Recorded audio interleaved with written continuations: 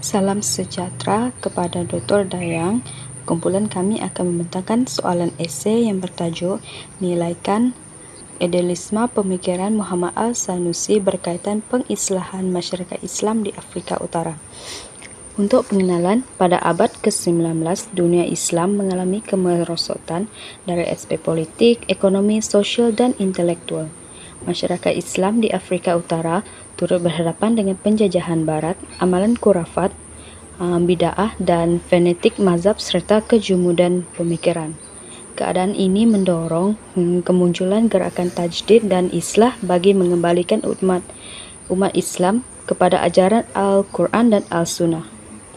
Muhammad Al-Sanusi merupakan salah seorang tokoh reformasi Islam yang memainkan peranan penting di Afrika Utara. Beliau menubuhkan gerakan Sanusiyah yang bukan saja sebagai gerakan dakwah, malah berfungsi sebagai gerakan pendidikan, sosial, ekonomi, dan politik.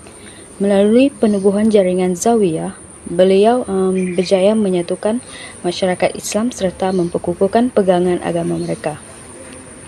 Seterusnya, saya akan membentangkan idealisme pemikiran Al-Sanusi.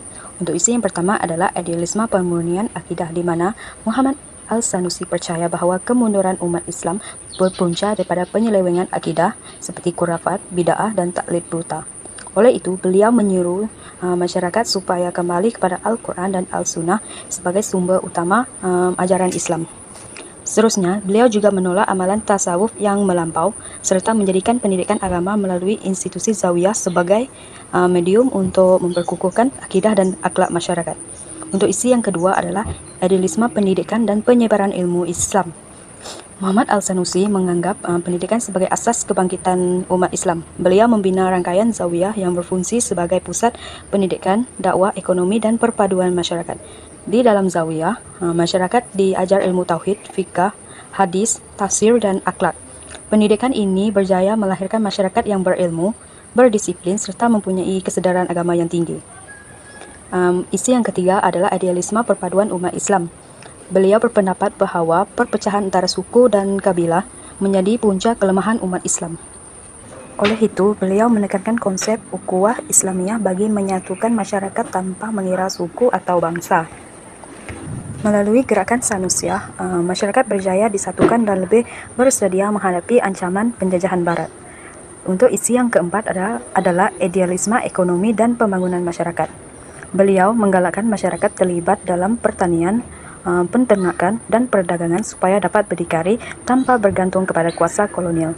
Zawiyah juga berfungsi sebagai pusat bantuan sosial dan pembangunan ekonomi masyarakat. Walaupun pendekatan ini berjaya meningkatkan kestabilan ekonomi masyarakat pendalaman, ia menghadapi cabaran untuk bersaing dengan sistem ekonomi moden yang dibawa oleh penjajah Barat. Isi yang kelima adalah idealisme jihad dan penentangan terhadap penjajahan Barat. Menurut Muhammad Al-Sanusi, jihad bukan hanya bermaksud peperangan, tetapi juga usaha mempertahankan agama, identiti Islam, dan kedaulatan masyarakat. Jaringan Zawiyah turut menjadi pusat penyatuan masyarakat dan latihan bagi menghadapi ancaman penjajah. Walaupun gerakan ini menghadapi kekurangan dari segi senjata dan teknologi, tetapi semangat perjuangan yang dibina akhirnya menjadi asas kepada gerakan penentangan terhadap penjajahan Itali di Libya. Jadi, untuk menilai keseluruhan idealisme Muhammad Al-Sanusi ini menunjukkan pengislahan masyarakat Islam yang dilakukan oleh Muhammad Al-Sanusi telah berjaya memberi kesan terhadap kebangkitan Islam di Afrika Utara dan terus menjadi rujukan dalam gerakan tajdid dan islah sehingga ke hari ini. Hai, nama saya Veronica Nipa Ibrahim. Nomor metrik saya adalah BA23110217. Oke, seterusnya saya akan menerangkan tentang idealisme, ekonomi, dan pembangunan masyarakat dan pemikiran Muhammad Al-Sanusi. Muhammad Al-Sanusi menekankan pembangunan ekonomi yang berasaskan prinsip Islam bagi melahirkan masyarakat yang berdikari dan bebas daripada pengaruh penjajah barat. Beliau percaya bahawa masyarakat Islam tidak boleh terlalu bergantung dengan kuasa luar kerana keadaan tersebut akan melemahkan umat Islam dari segi ekonomi dan sosial. Jadi, bagi mencapai matlamat tersebut, beliau telah membangunkan institusi Zawiyah yang bukan sahaja menjadi pusat agama tetapi juga menjadi pusat ekonomi dan sosial bagi masyarakat Islam di Afrika Utara. Oleh itu, Muhammad Al-Sanusi ini juga menggalakkan masyarakat Islam ini terlibat dengan aktiviti-aktiviti ekonomi seperti peternakan, pertanian kecil dan perdagangan rentas gurun. Melalui aktiviti ini, masyarakat Badui dapat meningkatkan taraf hidup mereka dan menjadi lebih berdikari. Selain itu, jaringan Zawiyah ini juga dia menyediakan sistem bantuan bersama bagi membantu masyarakat miskin dan mengurangkan jurang ekonomi dalam kalangan masyarakat pendalaman. Buktinya, menurut Jamil M. Abu Nasar, sistem ekonomi Sanusiani berjaya membentuk pusat penagihan sumber dan sokongan sosial kepada masyarakat pendalaman. Namun begitu, pendekatan ekonomi Sanusiani mempunyai kelemahan kerana sistemnya yang masih bersifat tradisional dan yang kurang mampu untuk bersaing dengan sistem-sistem ekonomi moden barat yang lebih maju berasaskan teknologi. Seterusnya kita beralih kepada idealisme, jihad dan penentangan terhadap penjajahan barat dan gerakan Sanusia. Muhammad Al-Sanusi ini menekankan konsep jihad sebagai usaha yang mempertahankan agama Islam, masyarakat dan wilayah Islam daripada ancaman penjajah barat, khususnya Itali dan Libya. Jadi, konsep jihad yang dibawa bukan hanya merujuk kepada peperangan semata-mata, tetapi juga melibatkan usaha dalam mempertahankan identiti Islam, menyatukan masyarakat Badui dan menolak dominasi politik dan ekonomi penjajah barat. Dalam gerakan Sanusia, Zawiyah ini dijadikan sebagai pusat pendidikan, mobilisasi sosial dan pusat ketenteraan.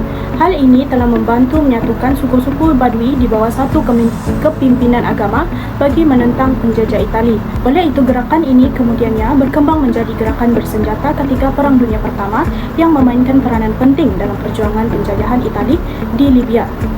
Jadi, menurut PM Hall, gerakan Sanusiani merupakan satu bentuk gerakan penentangan Islam terhadap kolonial barat di Afrika Utara.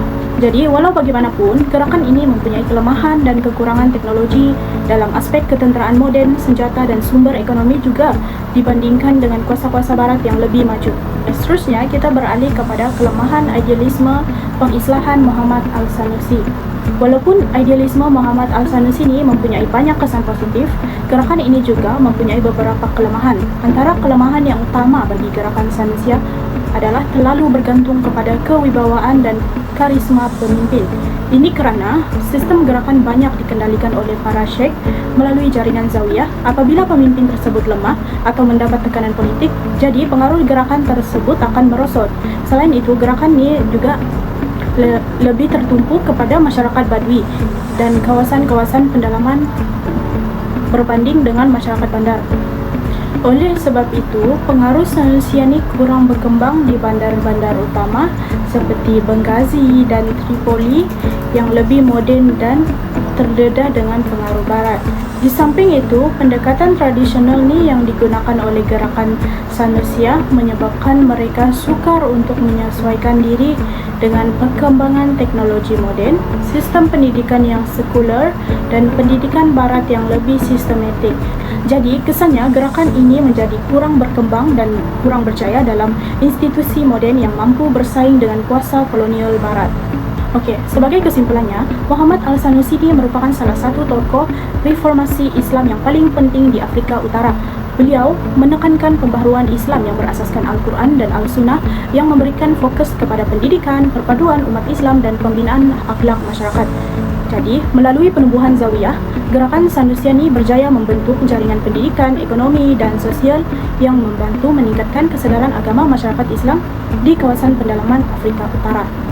Selain itu, gerakan ini turut memainkan peranan penting dalam membangkitkan semangat penentangan terhadap penjajah barat. Walaupun terdapat beberapa kelemahan yang terlalu bergantung kepada kepimpinan tradisional dan kurang menyesuaikan diri terhadap pemodenan pemikiran, tetapi Muhammad Al-Sanusi ini tetap memberi kesan yang besar terhadap sejarah reformasi Islam di Afrika Utara. Sekian, terima kasih.